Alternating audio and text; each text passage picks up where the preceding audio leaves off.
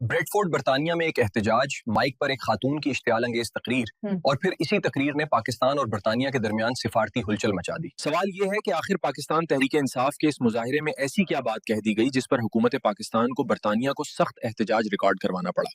آج ہم بات کریں گے اسی اہم معاملے کی تفصیلات پر فاسٹ، جہاں آرمی چیف کے خلاف جان سے مار دینے کی دھمکیوں نے ایک نئی بحث چھیڑ دی ہے۔ دوسری جانب ہم نظر ڈالیں گے پڑوسی ملک بھارت کی ان خبروں پر جن میں کرسمس کے موقع پر انتہا پسند ہندو ہجوم نے مسیحی برادری کی تقریبات پر حملے کر کے اس تہوار کی خوشیوں کو ماند کرنے کی کوشش کی ہے۔ سب سے پہلے بات پاکستان اور برطانیہ کے درمیان پیدا ہونے والی حالیہ کشیدگی کی، جس کی وجہ بنی ہے برطانیہ کے شہر بریڈفورڈ میں پی ٹی آئی کا ایک احتجاج اور اس میں کی گئی اشتعال انگیز تقریر۔ ذرا بتائیے ہوا کیا ہے وہاں؟ ہوا کچھ یوں کہ بریڈفورڈ میں پاکستانی قونصل خانے کے باہر پی ٹی آئی کارکنان احتجاج کر رہے تھے۔ وہاں مظاہرے کے دوران ایک خاتون کو مائک پکڑایا گیا اور انہوں نے غصے میں ایسی باتیں کہہ دیں جو شاید پہلے کبھی کسی نے نہیں سنی۔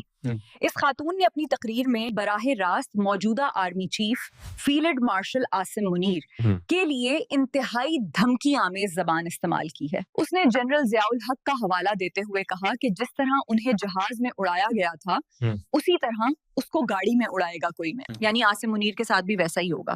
مزید یہ کہنے لگی کہ ایسے لوگوں کا انجام ایسا ہی ہوتا ہے، جتنی عورتوں ماؤں کی بددعائیں یہ لے چکا ہے۔ مطلب صاف تھا کہ آرمی چیف کو قتل کرنے کی کھلم کھلا دھمکی دی جا رہی تھی اور بددعائیں بھی دی جا رہی تھی۔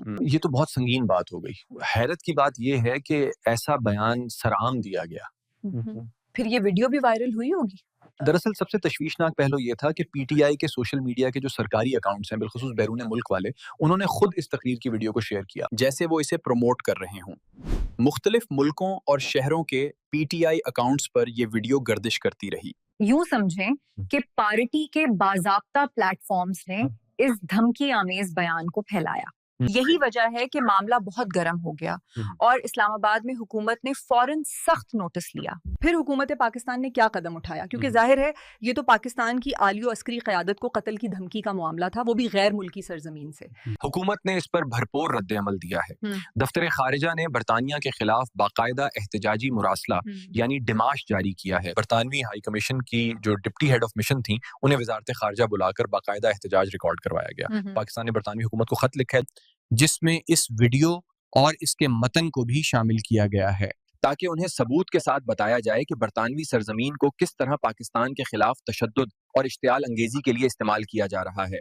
خط میں پاکستان کی طرف سے یہ موقف اختیار کیا گیا ہے کہ یہ محض بیان بازی یا سیاسی اظہار رائے نہیں، ایک خود مختار ریاست کے ٹاپ فوجی عہدیدار کے قتل پر اکسایا جا رہا ہے، جو کہ صاف طور پر دہشت گردی اور تشدد پر اکسانے کے مترادف ہے۔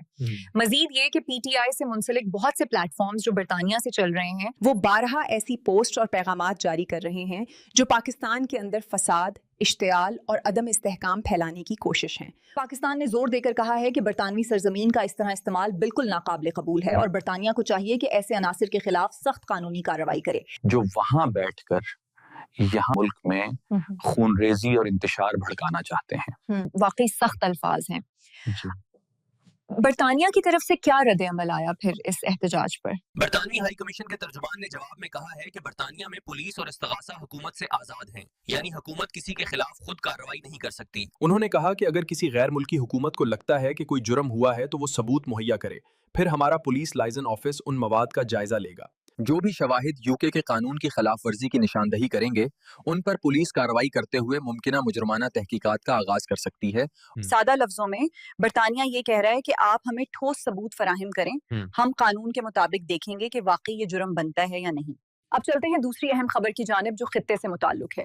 رجب، کرسمس کے موقع پر بھارت میں کیا صورتحال رہی ہے؟ کچھ تشویشناک واقعات پیش آئے ہیں وہاں؟ جی ہاں، بھارت سے اس سال کرسمس کے موقع پر کئی افسوسناک خبریں آئیں جنہوں نے مسیحی برادری کی خوشیوں کو ماند کر دیا۔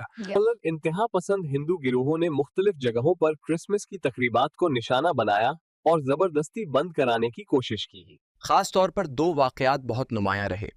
ایک چھتیس گڑھ ریاست کے شہر رائے پور میں اور دوسرا آسام کے ضلع نلباری میں بہہ रायपुर में क्रिसमस से ठीक पहले एक शॉपिंग मॉल को निशाना बनाया गया। फुटेज में देखा गया कि 30 से 40 के करीब नकाबपोश अफराद हाथों में डंडे लिए मॉल के अंदर घुस आए और क्रिसमस की तैयारी के लिए लगाई गई सजावट को तोड़ फोड़ कर रख दिया। क्रिसमस ट्री, लाइट्स, डेकोरेशन सब तहस नहस कर दिए हैं। बताया जाता है कि ये वाकया 24 दिसंबर को उस वक्त पेश आया जब छत्तीसगढ़ में एक मकामी मामले पर बाज हिंदू तंजीमों ने हड़ताल की काल दे रखी थी। मॉल के अंदर तोड़ फोड़ की ये वीडियो जैसे ही फाली, हर तरफ तशवाश की लहर दौड़ गई।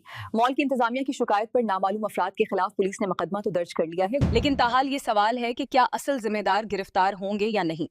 वीडियो में चेहरों पर नकाब हैं, मगर उम्मीद है पुलिस तफ्तीश कर रही है। बहुत ही अफसोसनाक बात है। दूसरा वाकया आपने जिक्र किया आसाम का हुआ। जी, नलबारी जिला में भी ऐसा ही हुआ। वहाँ एक स्कूल में क्रिसमस की तकरीब की तैयारी की जा रही थी। उन लोगों ने स्कूल में घुसकर ना सिर्फ क्रिसमस की तैयारियों को बर्बाद किया, बल्कि सजावटें फाड़ डाली और त्योहार का सामान जला भी दिया।